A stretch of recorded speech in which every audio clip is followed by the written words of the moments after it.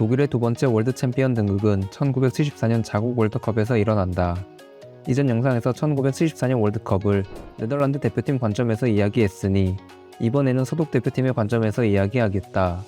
서독은 2년 전 유로 7위 우승으로 유럽 챔피언에 등극하는데 이때 서독에 나타난 가장 뚜렷한 전술적 특징은 수비형 미드필더였던 베켄바우어를 리베로 포지션으로 변경시킨 헬무트센 감독의 베켄바우어 시프트였다. 리베로 시스템 자체가 축구계에 처음 등장한 것은 아니었다.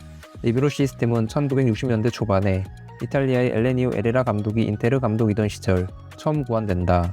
카테나치오의 기원이라고 할 수 있다. 에레라 감독은 자신이 고안한 리베로 시스템을 가지고 인테르를 유로피언컵 2연패로 이끌며 세계를 놀라게 했고, 이탈리아 대표팀은 1968년 리베로 시스템을 이용하여 유로 6파를 우승하며 유럽 챔피언에 등극한다. 그렇다면 70년대 서독이 사용한 리베로 시스템과 60년대 에레라 감독과 이탈리아 대표팀이 사용한 리베로 시스템은 완전히 똑같을까? 수비적인 부분에 있어서는 매우 흡사하다고 할 수 있다. 서독의 리베로 롤을 부여받은 베켄바우어와 에레라 감독 시절 인테르의 리베로였던 아르만도 피키는 수비 시 자신의 골문 앞 최후방에 위치하면서 협력 수비와 커버 플레이를 수행했다.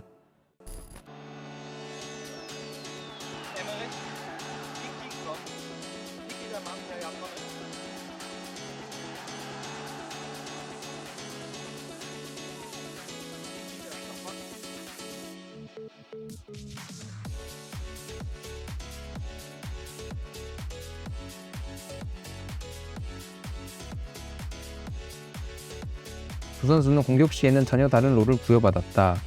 공격 시에도 여전히 최후방에 위치해 있던 아르만도 피키와 달리 베켄바우어는 적극적으로 공격에 가담해 공격을 지원했다. 헬무트센 서독 감독은 대인마크의 책임이 주어지지 않아 자유롭게 움직일 수 있는 리베로 포지션의 특징을 수비뿐만 아니라 공격 시에도 활용한 것이다. 이는 지나치게 수비지향적이었던 에레라 감독의 리베로 시스템에 대한 헬무트센 감독의 개선책이었다. 1974년 월드컵 결승전은 당시 세계 축구를 선도한 네덜란드와 서독의 결승전이라는 점과 그 대표팀의 에이스 요한 크루이프와 프란츠 베켄바우어의 맞대결이라는 점에서 많은 이들의 이목을 집중시켰다. 물론 탑독은 토탈사커로 압도적인 모습을 보인 네덜란드 대표팀이었다. 리누스 밀스 감독 하에서 혁신적인 축구를 선보인 네덜란드 대표팀은 요한 크루이프를 앞세워 세계 챔피언을 정조준하고 있었다. 모두의 관심 속에 펼쳐진 74년 월드컵 결승전에서 요한 크루이프는 경기 시작 2분 만에 위력적인 돌파로 PK를 얻어냈고, 이를 요한 네이스컨스가 성공시키며 앞서 나간다. 선제골 허용 이후 서독의 헬무트센 감독은 오른쪽 백이었던 베르티 보고츠를 크루이프에게 대인마크를 붙이는 묘안을 발휘해 크루이프의 게임 영향력을 대폭 감소시킨다. 그 틈을 타 서독은 전반 25분 PK로 동점골을 기록하고 전반 43분에는 게르만산 폭격기 게르트 뮬러가 자신의 커리어에서 가장 중요한 골을 꽂아 넣으며 서독은 1954년 월드컵 결승에 이어 다시 한번 역사적인 업셋을 만들어낸다. 크루이프와 베켄바우어의 커리어를 비교해보면 개인 커리어에 있어서는 확실히 크루이프가 우위에 있다. 크루이프는 74년 월드컵 MVP이며 발롱도르도 3번이나 석권한다. 하지만 팀 커리어에 있어서 크루이프는 베켄바우어와 게임이 되지 않는다. 크루이프와 달리 베켄바우어는 유럽 챔피언과 월드 챔피언을 경험했기 때문이다. 독일은 1990년 이탈리아 월드컵에서 세 번째 월드컵 정상에 오른다. 90년 월드컵을 앞두고 수많은 언론은 빅3로 마라도나를 보유한 디펜딩 챔피언 아르헨티나와 오렌지 삼총사를 보유한 유럽 챔피언 네덜란드, 그리고 개최국 이탈리아를 뽑는다. 하지만 가장 강력한 우승 후보였던 네덜란드가 16강에서 서독에게 잡히고 개최국 이탈리아가 4강에서 아르헨티나에게 잡히면서 빅3 중 아르헨티나만 결승에 올랐고, 서독은 4강에서 축구 천재 폴 게스코인과 직전 월드컵 득점왕이었던 게리 리네커가 이끄는 잉글랜드를 제압하며 직전 월드컵 결승전 리턴 매치를 만들어낸다. 서독은 인터밀란의 게르만 생존사 안드레아스 프레메, 위르겐 클린스만, 로타우 마테우스를 앞세워 4년 전 월드컵 결승에 대한 서력을 다짐한다. 3호의 포메이션 간의 맞대결이었던 90 월드컵 결승전을 들여다보면 예상과 달리 서독이 압도적인 경기력을 보인다. 마라도나를 비롯한 아르헨티나 선수들은 서독 선수들의 압박에 고전했고 공을 소유하지 못한 채 계속해서 공을 쫓아다니는 모습을 보인다.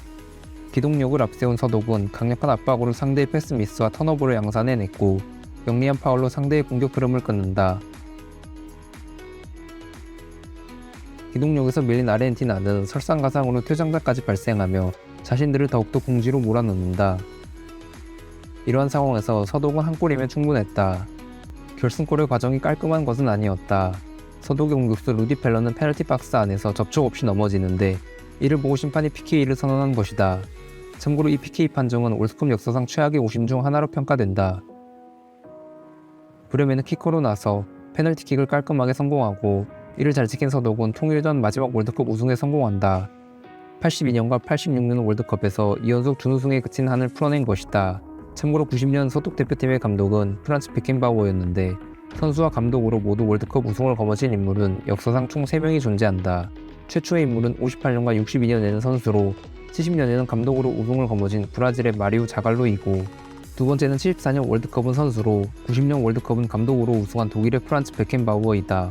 세 번째는 98년 월드컵은 선수로 2018년 월드컵은 감독으로 우승한 프랑스의 디디에 데샹이다. 그리고 90 월드컵 우승의 주역이었던 철인 마테우스는 그의 발롱도르를 수상한 명예까지 누린다.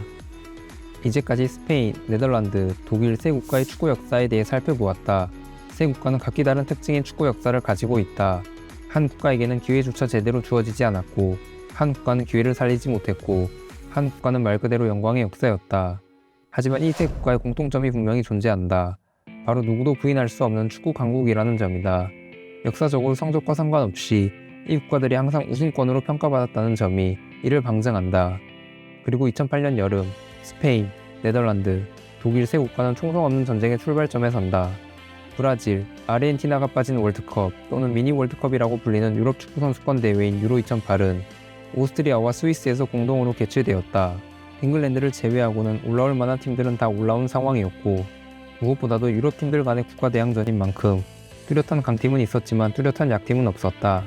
스페인은 당시 디펜딩 챔피언이었던 그리스와 러시아, 스웨덴과 한 주에 묶이는 무난한 수편성을 받는다. 당시 스페인의 주전 스쿼드를 살펴보면 수비, 미드필더, 공격 어디 할 것 없이 완벽에 가까운 스쿼드를 자랑한다는 것을 알 수 있다. 파브레가스, 사비 알론소, 아르벨로와 산티카솔라 등이 백업일 정도이다. 먼저 푸열의 센터백 파트너를 주목해 주길 바란다. 유로 2008까지는 피케가 맨유에 있었고 비디치와 퍼디난드에 밀려 자리를 못 잡고 있었기 때문에 대표팀에 소집되지 않은 상황이었다. 그런 상황에서 아라고네스 감독은 푸열의 파트너로 발렌시아에서 뛰고 있었던 카를로스 마르체나를 낙점한다. 두 번째로는 마르코스 세나에 대해 이야기하겠다. 노란 잠수함 비아레알에서 후안 리켈메의 뒤를 바쳤던 수비형 미드필더이다. 당시까지는 부스케츠가 바르셀로나 1군 데뷔를 하지 않은 상태였고 사비 알론소는 당시 세나의 백업이었다. 세 번째로는 이때까지만 해도 메시와 호날두 간의 세계 축구 선수 1인자 경쟁의 극초반 단계였다. 2007년 발롱도르는 카카의 것이었으며 2008년 발롱도르 1위와 2위는 호날두와 메시가 차지하지만 호날두는 맨체스터 유나이티드 소속으로 발롱도르를 받는다. 즉 아직까지 바르셀로나의 전성시대가 시작되지 않은 시점이었고 레알 마드리드도 갈락티코 1기와 2기 사이의 골짜기 시점이었다. 그렇기 때문에 스페인의 주전 스쿼드를 살펴보면 레알 마드리드 또는 바르셀로나 소속이 아닌 선수들을 많이 볼 수 있다. 아직까지는 스페인 대표팀이 레알 마드리드 플러스 바르셀로나가 아닌 시점이다. 마지막으로 공격진에 대한 언급이다. 눈이 부실 정도로 화려하다. 이 당시에 토레스는 압도적 기량을 자랑하던 리버풀 시절의 일명 빨토, 빨간 토레스였다. 참고로 당해년도 호날두와 메시에 이어 발롱도르 3위를 기록한다. 또 다른 공격수는 다비드 비아인데 필자가 솔직하게 말하겠다. 필자는 유로 2008을 보기 전까지는 다비드 비아가 이렇게 좋은 선수인지 몰랐다. 필자가 유로 2008을 보면서 가장 놀랐던 선수가 다비드 비아이다.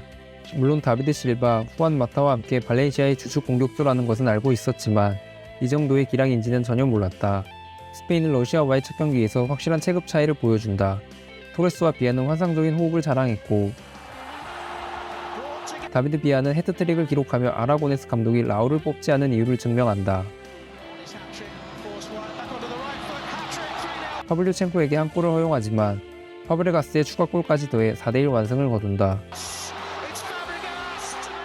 스웨덴과의 두 번째 경기에서도 토레스와 비아는 폭주한다. 토레스는 감각적인 선제골로 절정의 폼을 자랑했고 질라탄에게 동점골을 허용하지만 막판 추가 시간에 다비드 비아가 해결사 역할을 해내며 스페인의 일찌감치 8강 토너먼트를 확정짓는다.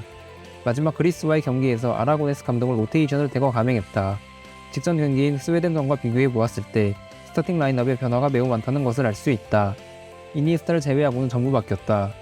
주전 선수들이 대거 휴식을 취하는 가운데 대회 처음으로 선제골을 허용하지만 데라레드가 하프발리로 동점골을 터뜨리고 구이자가 경기 막판 헤더로 역전골을 터뜨려 스페인은 3등 전승으로 조별리그를 통과한다.